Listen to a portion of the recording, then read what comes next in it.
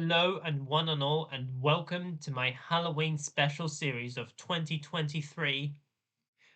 This is like my fourth time doing as a series, but technically speaking, I've reviewed the John Carpenter Halloween film back in 2016, which makes it 8 years since talking about horror movies. It is one of the best genres out there.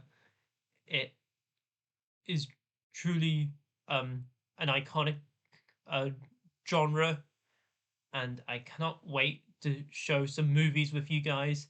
So, if you remember last year, I reviewed Blade, the first incredible comic book movie um, for Marvel, at least, because we, of course, had Christopher Reeve's Superman and Michael Keaton's Batman for DC.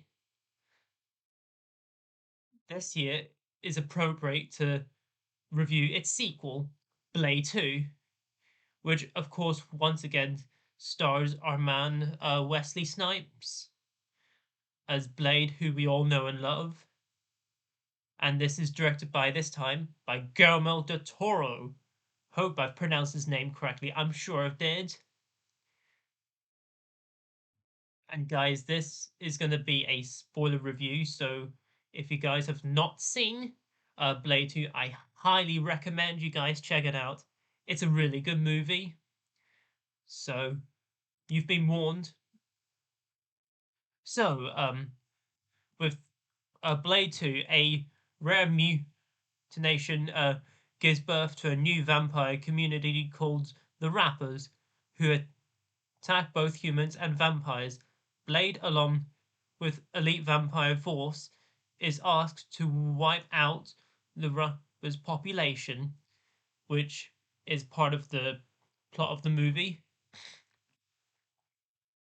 No, I think both this film and the first film are on power, honestly. They're on par with each other. And although I think the first film does have slightly better action, mainly because I think they're better edited. That being said, though, Blade 2 is such a fun time. And what I love about Blade 2 is that it's extremely bloody. And that is how you do a vampire movie. You know, this film, well, Blade 1 and 2 are pretty much the definition how you make a vampire movie.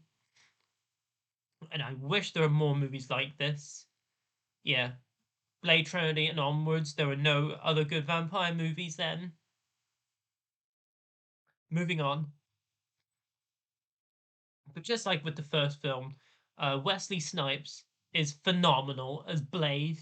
You know, although Ashur Ali, if that's how you pronounce his name, I don't know if I can properly, but Wesley Snipes, as far as I'm concerned, is Blade, okay?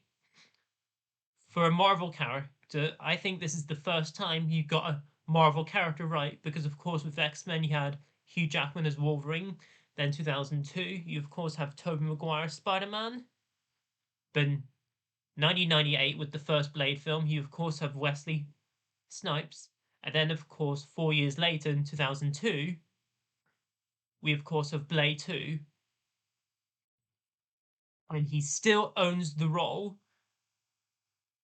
and what a badass he is.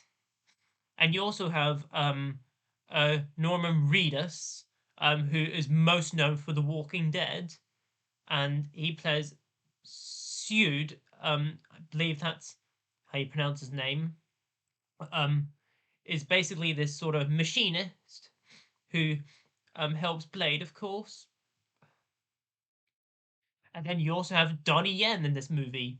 Yeah, Donnie Yen's a likable guy. Yeah, I've seen him in quite a few things, whether they're good or bad things. Plays Snowman in this movie. Huh, doesn't look like a snowman, but interesting. But he's great in the movie for what scenes he's in.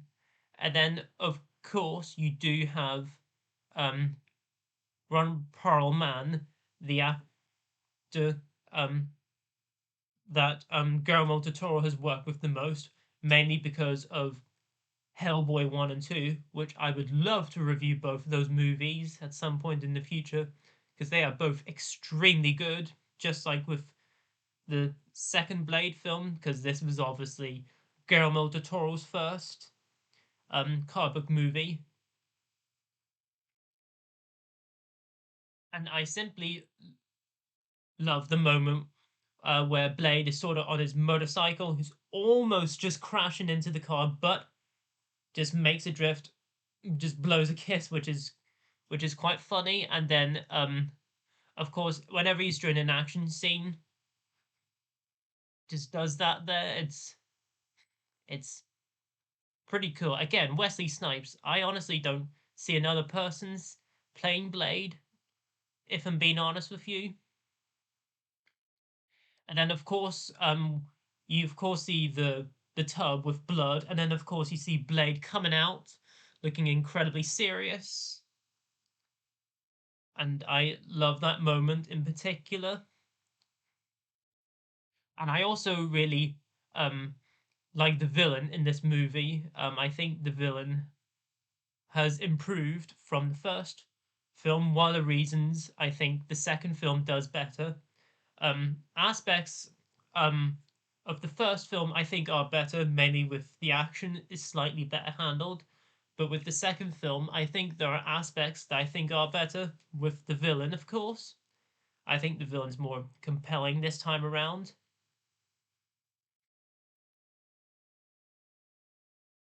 But yeah, that's pretty much what I've got to say about Blade 2. So overall, guys, Blade 2 is a great sequel. It is incredibly underrated.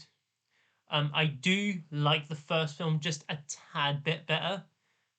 I still think they're on par with each other, but the first one slightly better in my opinion. But I do highly recommend you guys check out Blade 2. It is a fun movie. If you have not seen it already, do yourself a favor and watch it. Even if vampire movies are not your thing, maybe Blade 1 and 2 could be movies for vampire movies with them. Could be the first one for you guys to watch. But there you go, guys. That was my review on Blade 2. Comment down below. Let me know below what you guys think of Blade 2. Let me know below in the comments. Let's have a great discussion down there. And as always, guys, please feel free to comment, like, subscribe, share this video, and notify that bell before you leave. And as always, until my next video, I shall see you then, and peace out. And once again, welcome to my Halloween special. Wesley Snipes has truly welcomed you on a high note.